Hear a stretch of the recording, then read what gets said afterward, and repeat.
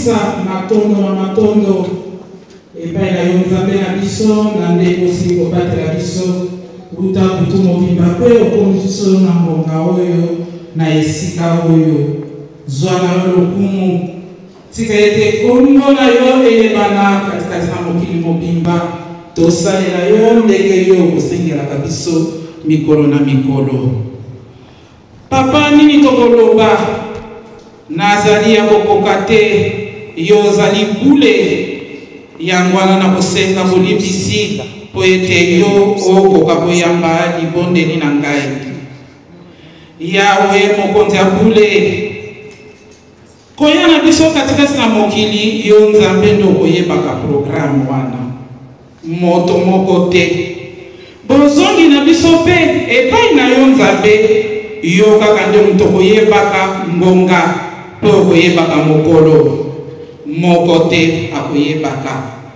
Esepelisaki yo depuis le 17 mai obenga papa lusikila mwana na yo na mboka na yo.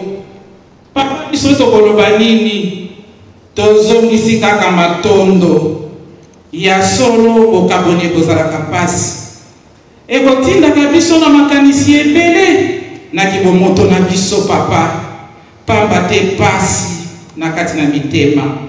Kasi Yawe yo ozali mokonzi ozali nkolo ya nyonso ya bato ya milimo ya bato okosalaka ndenge elingi yo na ntango elingi mpe yo moko moto moko akoki korendre yo compte azali te kumisama na yo. Papa toye na esika oyo korendre dernier hommage epai ya tata na biso ndeko na biso kolegi na biso pamba te ye ya ye ese esili papa kasi ye azalaki mosali monene kati na elanga na yo asalelaki yo bobele yo ndo oyebaki ndenge nini ye atambolaki. Kasi biso na mokolo na lelo tosengi kaka epai na yo nzambe na biso ata moko oyo asalaki esepelisaki bokonzi na yo okanisela ye opesa ye esika pamba te yo ozali nzambe ya mawa. Papa tokoloba nini biso bayo totikali ebongi malamu ete tokoka koyeba ete mokolo moko oyo ezali kozela biso toyeba kotambola toyeba kozala bana na bolingo bana na mibeko mpe tosalela yo mosala ndenge yo kosengelaka biso.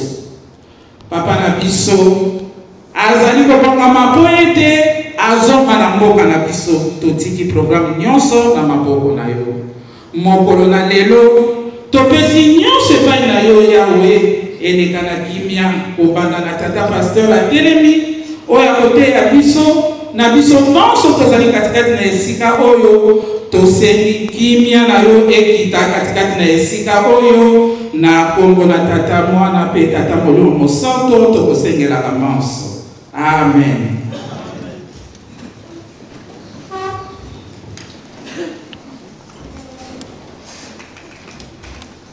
Na kombo tata mwana pe tata molimo santo tokokamata mukanda ya nzambe po totanga mibeko. Mibeko tokotanga tokokamata yango na Exode chapitre 20 verset 1 à 17.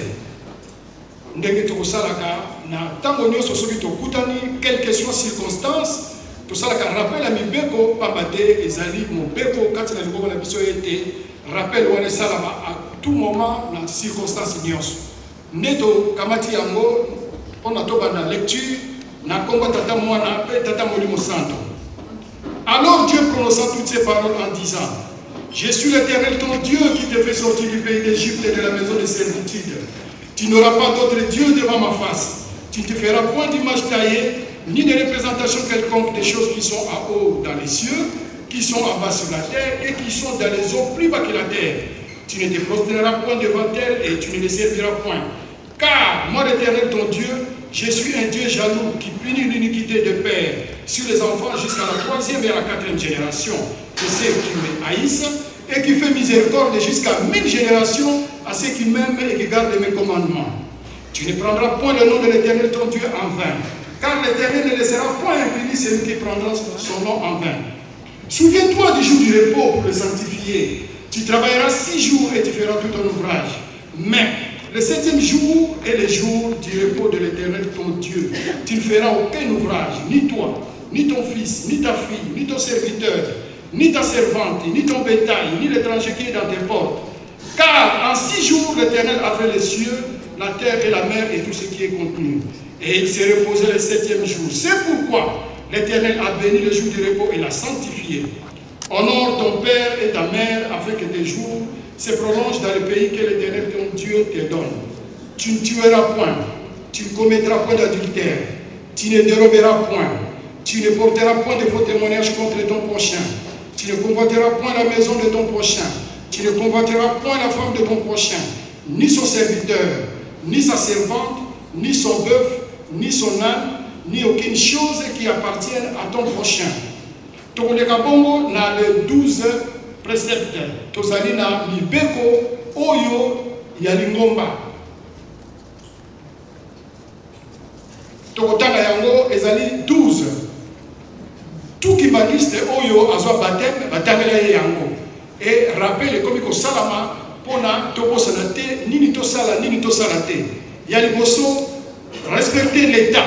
Mobeko ya liboso tosa l'état.